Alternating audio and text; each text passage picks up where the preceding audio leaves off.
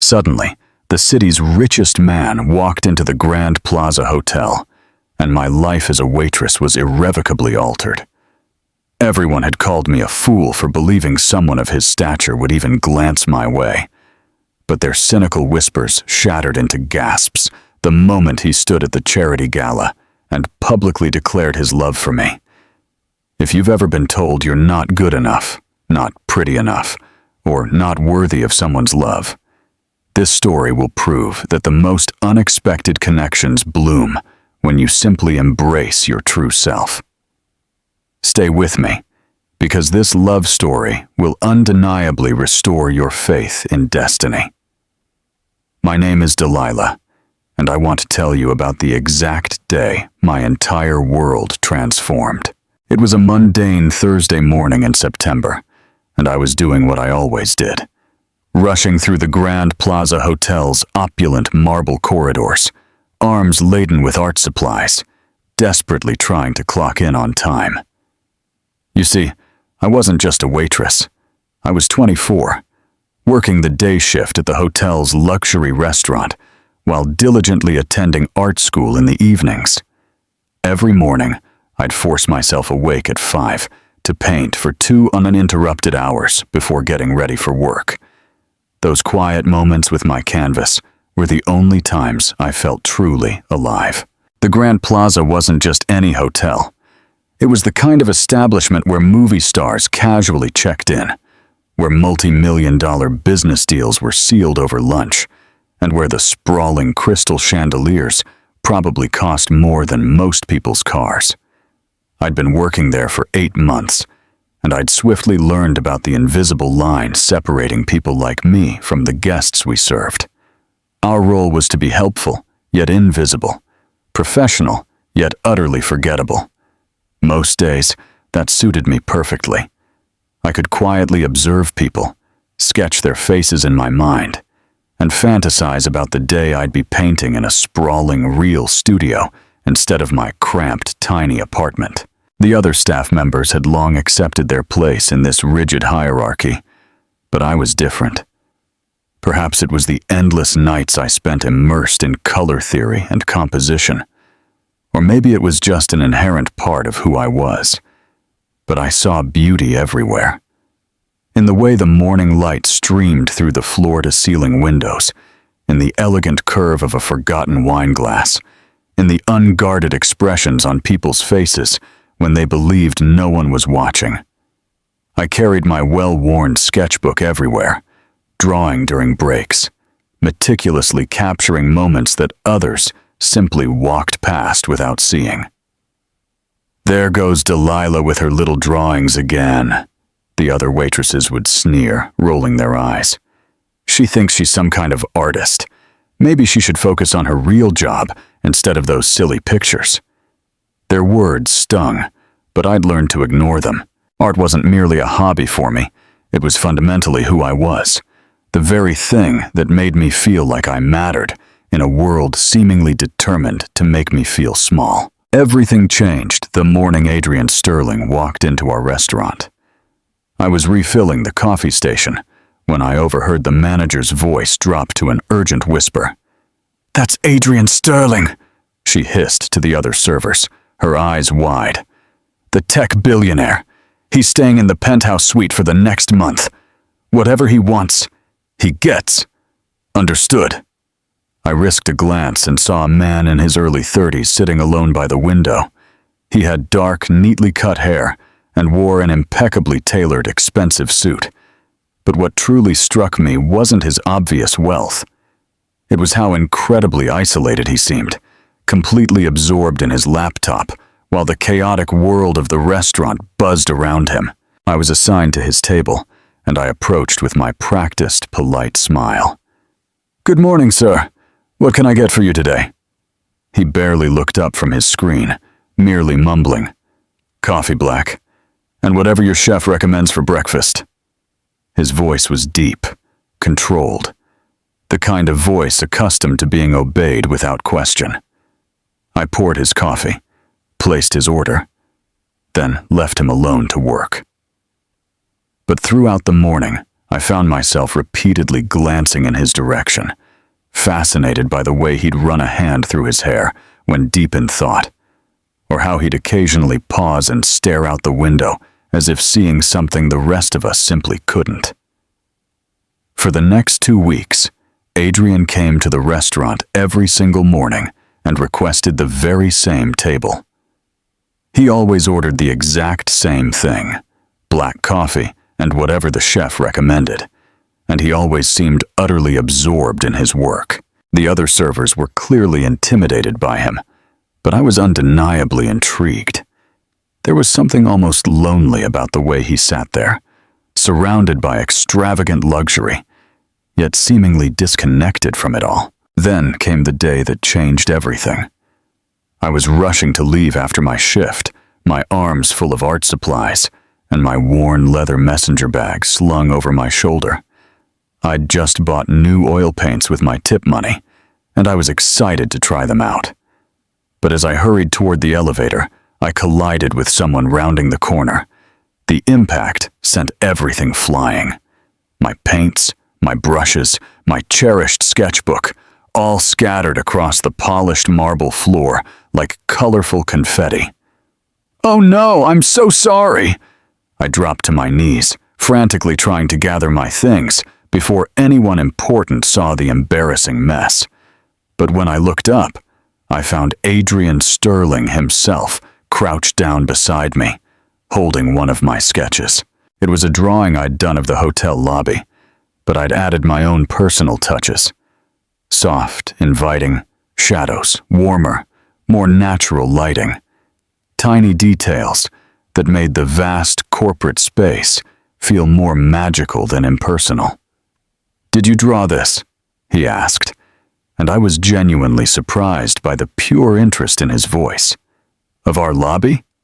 I nodded, fully expecting him to hand it back with polite disinterest and continue on his way. Instead, he studied it more closely, his eyes moving across the page with the same intense focus I'd seen him bring to his business documents. "This is incredible," he said, and I could clearly hear the surprise in his voice. "You've completely transformed this place. The way you've captured the light, the way you've made these cold marble columns feel warm and inviting. It's like you're seeing something the rest of us simply miss." No one had ever talked about my art that way. Not my professors, who gave me grades, but never seemed truly moved by my work. Not my family, who viewed my painting as a nice hobby, but certainly not a viable career. And absolutely not my coworkers, who thought my sketching was a complete waste of time. But here was this powerful, successful man, talking about my drawing as if it actually mattered. "I'm just a waitress," I said automatically, the words feeling strange and small in my mouth. He looked at me then, truly looked at me, and I felt like he could see straight through to my very soul. "No," he said firmly, his voice carrying the same undeniable authority I'd heard him use in phone calls. "You're an artist who happens to wait tables. There's a huge difference." As we both stood up, my scattered art supplies safely gathered, he properly introduced himself for the very first time. "I'm Adrian Sterling," he said, extending his hand, "and I'd very much like to see more of your work, if you'd be willing to show me." I must have looked utterly shocked, because he actually smiled. The first real smile I'd seen from him in 2 full weeks of serving his coffee. "I mean it," he insisted. "I collect art, and I know talent when I see it. There's something truly special about your work, Delilah." The fact that he knew my name shouldn't have surprised me. I'd been wearing a name tag after all. But somehow, it felt incredibly intimate, like we'd just shared a profound secret.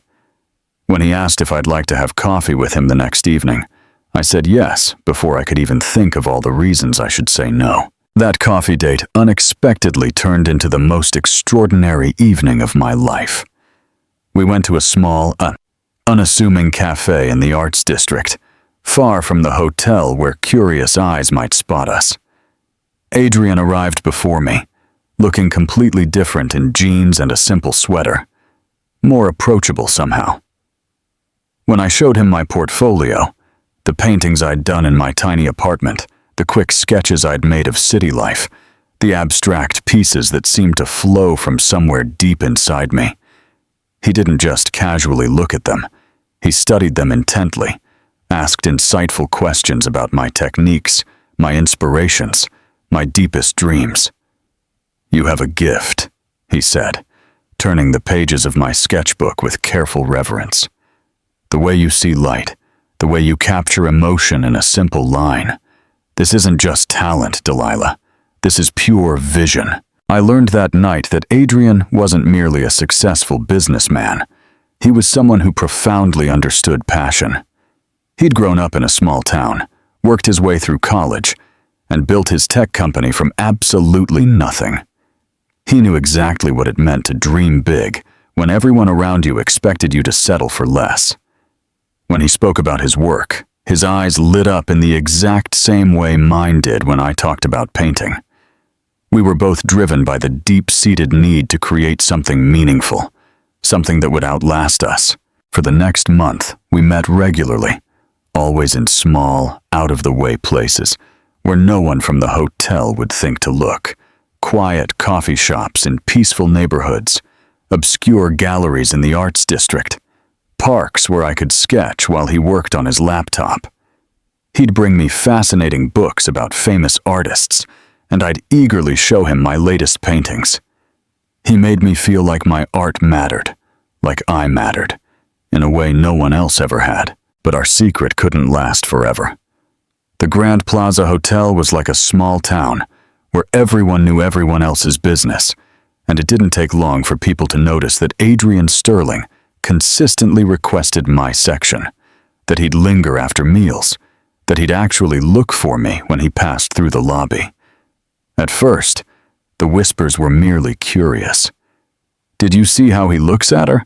I heard one of the other waitresses say during our morning briefing, like she's the only person in the room. "Maybe he's just being nice," another replied, but I could hear the deep skepticism in her voice. The curiosity quickly morphed into something far uglier. "She thinks she's so special," I overheard during a staff meeting. "Like someone like him would actually be interested in someone like her." "It's embarrassing," another voice added. "She's probably throwing herself at him. Rich men like that, they just play games with girls like us. She's going to get her heart broken, and she'll totally deserve it." The worst part was that sometimes, in my absolute darkest moments, I wondered if they were right. What could someone like Adrian Sterling possibly see in someone like me? I was nobody special, just a waitress with dreams far too big for her meager circumstances. Maybe I was fooling myself, reading far too much into his kindness, his genuine interest in my art, the way he looked at me like I was something incredibly precious. But then Adrian would text me, simply asking about my day. Or he'd show up at the hotel with a small blank canvas he'd bought because he thought I might like to paint on it, and all my crushing doubts would simply melt away. He wasn't playing games. He was genuine, deeply interested, and caring in a way that felt too real to be fake. The gossip reached an unbearable breaking point 2 months after we'd started seeing each other. I was serving lunch to a table of wealthy socialites, women who came to the hotel more to be seen than to eat. They were the kind of people who wore their designer clothes like impenetrable armor and spoke in voices that effortlessly carried across the entire dining room, whether they intended to or not. "Have you heard about Adrian Sterling and that little waitress?" one of them said, not bothering to lower her voice. "Apparently, he's been slumming it with the help." I froze, my hand tightening around the water pitcher I was holding. They were talking about me, and they didn't care that I was standing right there. "How desperate," another replied, her voice dripping with pure disdain. "She's probably after his money. These girls always are. They see a wealthy man and think they've hit the jackpot." "Someone should warn him," a third voice chimed in. "She's not from our world. She'll never fit in. It's almost cruel, really, letting her think she has a chance. I felt my cheeks burn with humiliating shame as I realized that other diners had turned to look. Some faces showed pity, others amusement, but all of them saw me as mere entertainment, the naive waitress who'd completely forgotten her place. I desperately wanted to disappear, to run away and never come back, but I had a job to do. I forced myself to smile and continued serving, even as my hands shook uncontrollably and my heart pounded violently against my ribs. That evening, I almost didn't meet Adrian. I sat in my tiny apartment staring at my phone, wondering if maybe everyone was right. Maybe I was fooling myself. Maybe this entire thing was just a fleeting fantasy that would inevitably end badly for both of us. But when he texted asking if I was okay, saying he'd heard about what happened at the hotel, I knew I simply had to see him. We met at our usual cafe, and the moment I saw his face, I knew he was furious. Not at me, but for me. "I'm sorry," he said, before I could even sit down. "I'm sorry you had to endure that, and I'm sorry I put you in that position by not being more careful about how we were seen together." "Maybe they're right," I blurted out, the words tumbling before I could stop them. "Maybe we're too different. Maybe this whole thing is just—" "Don't," he interrupted, his voice gentle but firm. "Don't let them make you doubt what we have. I don't care what they think, Delilah.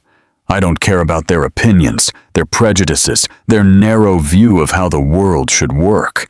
I care about you. I care about your dreams, your art, your beautiful mind that sees magic in ordinary things." He reached across the table and gently took my hand, and I felt some of the immense tension finally leave my body. "I have something to tell you," he said. "Something I should have told you weeks ago. I've been buying your paintings." I stared at him in utter confusion. "What do you mean?" "The coffee shop where you display your work, the small gallery downtown that takes pieces on consignment," he explained. "I've been buying them. All of them. I have 15 of your paintings now, and they're hanging in my office, my apartment, everywhere I spend time." I couldn't speak. I'd been so incredibly proud of those sales, naively thinking that finally, strangers were connecting with my art, that people were actually willing to spend their hard-earned money on something I'd created. But it had been Adrian all along. "Why?" I whispered, feeling tears begin to well up in my eyes. "Because they're beautiful," he said simply. "Because they make me feel something I've never felt before. Because when I look at them, I see the world the way you see it, and it's magical. Because I believe in your talent so much that I couldn't bear to let anyone else have them." The tears started falling then, and I wasn't sure if they were from overwhelming gratitude or profound heartbreak. "But that means no one else wanted them," I said, my voice cracking. "That's not true," Adrian said firmly. "It means I wanted them more than anyone else ever could. It means I see something in your work that's worth investing in, and it means I have a proposition for you." He pulled out his phone and showed me a contact. "This is Miranda Chen, one of the most respected gallery owners in the city. She's agreed to look at your work based on my recommendation, not because of who I am, but because I told her about an incredibly talented artist who deserves to be seen." I looked at the phone, then back at his face, trying to fully process what he was saying. "You want me to show my work to a real gallery?" "I want you to show your work to the world," he said. "I want you to stop hiding your light under a bushel. I want you to be the artist you were born to be, not the waitress you think you have to settle for being." The next month passed in a whirlwind of intense preparation. Miranda Chen absolutely loved my work and immediately agreed to give me a solo exhibition, my first real show. Adrian connected me with a top-tier framer, helped me meticulously select pieces, and even paid for professional photographs of my paintings for the catalog. It was everything I'd ever dreamed of, but it also felt utterly surreal, like I was somehow living someone else's life. The opening was scheduled for the exact same night as the hotel's annual charity gala, the biggest social event of the entire year. I was technically supposed to work the event, serving champagne and hors d'oeuvres to the very same people who'd been whispering about me for months, but Adrian had entirely different plans. "I want you to come to the gala as my date," he said. When he picked me up that evening, not as a server, not as someone who doesn't belong, but as the talented artist you are, and as the woman I love. It was the very first time he'd said the word love, and it completely took my breath away. He'd bought me a dress for the occasion, a flowing gown in a deep, regal royal purple that made me feel like I was stepping directly into a fairy tale. When we walked into the Grand Plaza's opulent ballroom together, I felt every single eye in the room instantly turn to us. The whispers started immediately, but for the very first time, I genuinely didn't care. Adrian led me to a prominent table near the front, confidently introducing me to his business associates and friends as the incredibly talented artist Delilah. He spoke about my work with such profound pride and enthusiastic passion that I actually started to believe his words about my potential. Maybe I wasn't just a waitress with impossible dreams. Maybe I was exactly who he said I was. The evening felt utterly surreal. These were the exact same people who'd looked right through me when I served their coffee, who'd made cruel, cutting comments about my relationship with Adrian, who'd dismissed me as utterly unworthy of their attention. But now, they were shaking my hand, asking genuine questions about my art, treating me as if I truly belonged in their world. Halfway through the evening, Adrian calmly stood up and walked to the microphone. The vast room fell completely silent as he began to speak, and I felt my heart begin to race uncontrollably. "Tonight, we're here to raise money for arts education in our city's schools," he began, his voice carrying clearly and confidently across the entire ballroom. "Art has the power to transform lives, to show us beauty in unexpected places, to make us see the world through different eyes." He paused, his eyes finding mine across the crowded room, and in that moment, I felt like we were the only two people left in the world. 6 months ago, I met someone who changed my perspective on everything. Someone who showed me that true art isn't about price tags or prestigious galleries. It's about pure passion, raw vision, and the unwavering courage to share your unique view of the world with others, even when they don't quite understand it. The crowd murmured softly, unsure of where this was heading. I felt my pulse quicken as Adrian continued. "There's a young woman in this room tonight who embodies everything I believe art should be. Many of you know her. She's been serving you coffee and meals in this very hotel for months. But what you don't know is that she's one of the most talented artists I've ever encountered. Her work hangs in my office, my home, and every day it reminds me that magic exists in the most ordinary moments, if we just know how to look for it." He gestured for me to stand, and on trembling legs, I slowly rose from my seat. The room was completely silent now. Hundreds of faces turned toward me, with expressions ranging from pure surprise to utter confusion, to something that might have been genuine respect. "This woman has shown me what real passion looks like," Adrian said, his voice filled with profound emotion. "She's worked multiple jobs to tirelessly pay for art school. She's faced harsh criticism and crushing doubt from people who should have supported her, but she's never, ever stopped believing in her dreams. She's never stopped creating, never stopped seeing beauty where others see only ordinary things."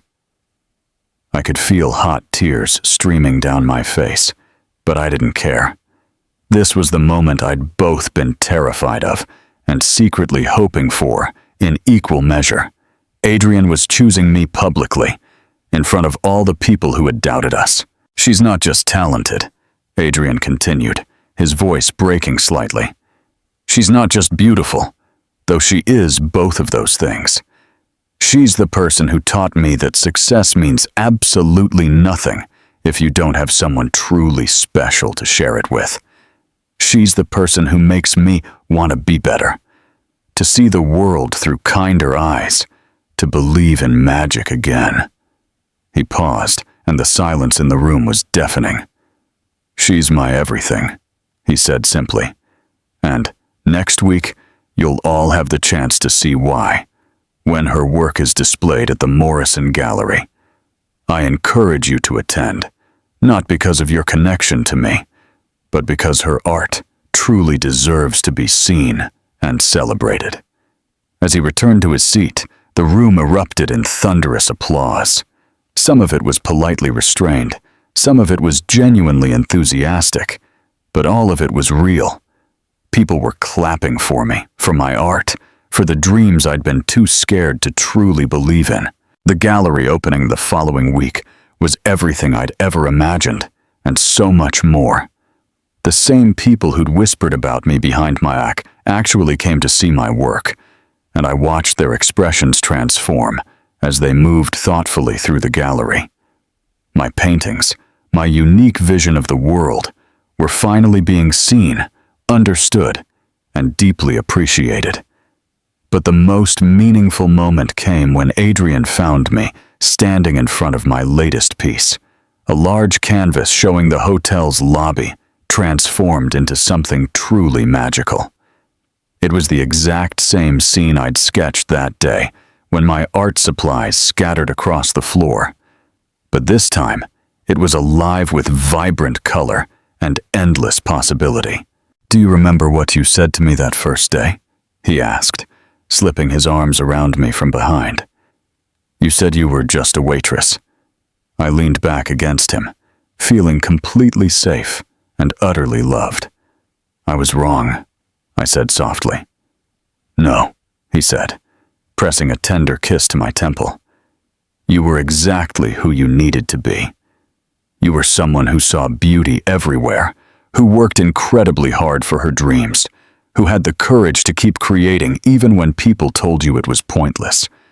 You were someone worth falling in love with." 6 months later, I'm writing this from my new studio, a light-filled, inspiring space in the Arts District that Adrian helped me find.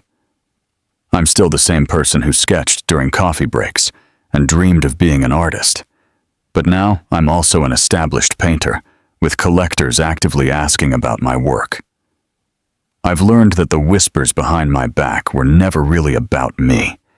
They were about other people's fears, their own unfulfilled dreams, their inability to see beyond the superficial surface. The right person doesn't just tolerate your dreams, they wholeheartedly help you build them. They see your incredible potential when you can't see it yourself. They stand up for you when the world tries to make you feel small. And sometimes, if you're very, very lucky, they love you enough to risk everything to show the world what they truly see in you. Delilah's story powerfully shows us that when we stay true to our passions and dreams, love finds us in the most unexpected and beautiful ways. If this story inspired you to never give up on your dreams, please like and share it with someone who needs encouragement. Subscribe for more stories about people who found love while chasing their dreams. Remember, the right person will always see your true worth and want to help you shine even brighter. Your dreams are valid. Your passion matters. And somewhere out there is someone who will love you not despite your ambitions, but precisely because of them.